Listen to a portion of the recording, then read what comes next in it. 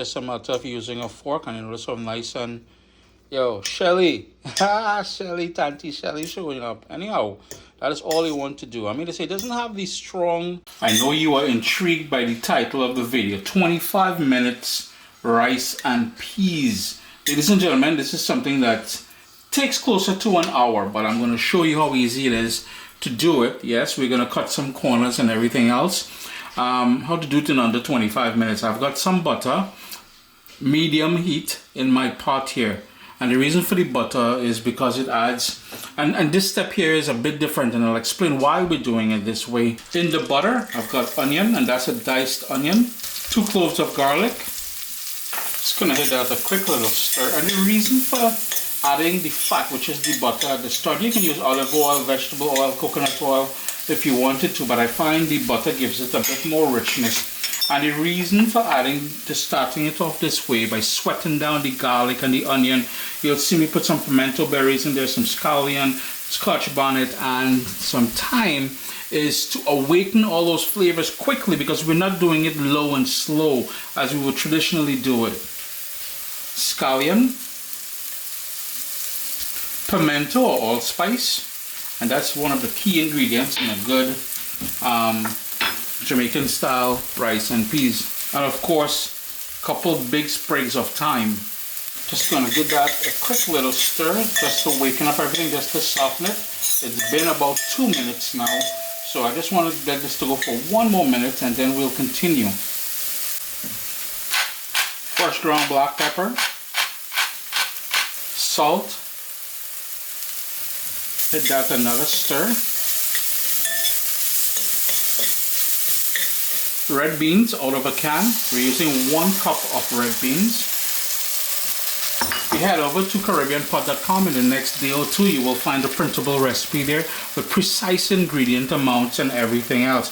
And that is from a can. You know, typically I'll ask you all to rinse it, but this time we didn't rinse it. I want the brine and everything in there. That's why I didn't go too heavy with the salt. Later on we can taste and adjust the salt to our own liking, but for now we just want to give this a couple minutes just to infuse all those flavors into the beans. Then we're gonna wash our rice, add the rice, water, coconut milk.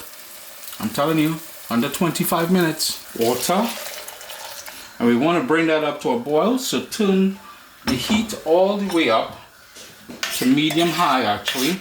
Bring that up to a boil, and we're gonna go ahead and start washing our rice until, and you know, with the rice I'm using a basmati rice, and this is going to cook really fast.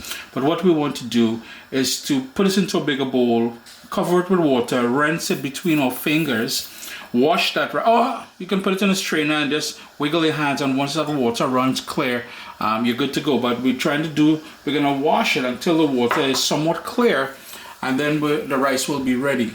I've got a rigorous boil going, so I'm going to go in with half of a scotch bonnet pepper sliced open. Now I like my rice and peas with that spicy sort of kick to it.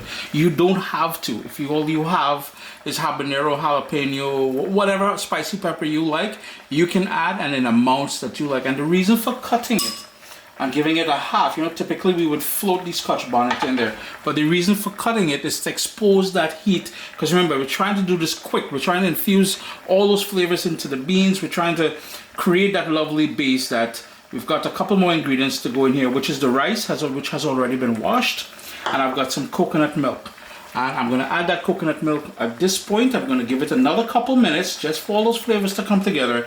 Then we're going to go in with the rice. Now, additional flavors, if you wanted, a bay leaf will complement the pimento berries. Same sort of flavor profile, just milder, right? If you wanted to add a slice of ginger in here, and again, it's not traditional to the recipe, so I want nobody coming here, Chris, I know what I'm doing, hush. Also, if you wanted to add a little chicken stock powder in here, it elevates the dish a little bit more. Totally up to you. So all those things you can add in there, the ginger, the bay leaf, a little bit of chicken bouillon powder, all those things would add lovely flavors to there. Coconut milk, and that is straight out of a can, yeah? I'm just going to hit this a quick rinse, and I'm going to get the remainder of that coconut milk. Just a little splash of water. Bring that up to a boil.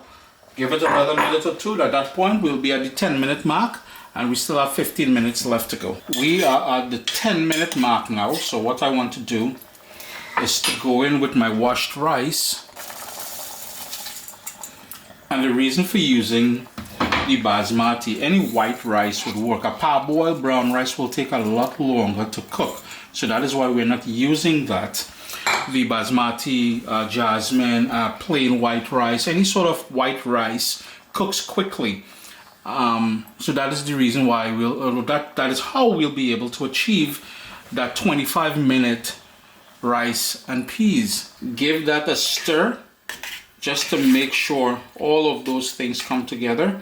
And what I want to impress on you, after you stirred it, do not stir it again, because what happens is once you start stirring rice, the rice grains, you start rubbing. The more they rub off starch, and that's when you won't get a nice shelly rice or a nice grainy rice.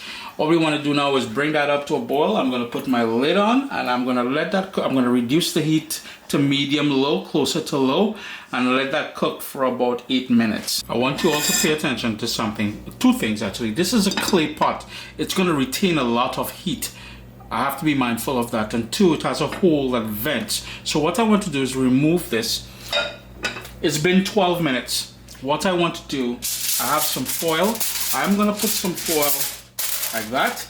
I'm going to place back the cover on there so no venting happens. Yeah. This way the steam remains in there. Actually, I didn't do it properly. Like that. Yeah. See? I'm going to turn off my stove. But in your case, do not turn off the stove. Keep the stove on as low as it goes. You'll notice all that liquid has gone, everything is infused in it, but what we want to do now is to make sure all that moisture comes out, all of the moisture is burnt off, and the rice becomes nice and shelly or grainy.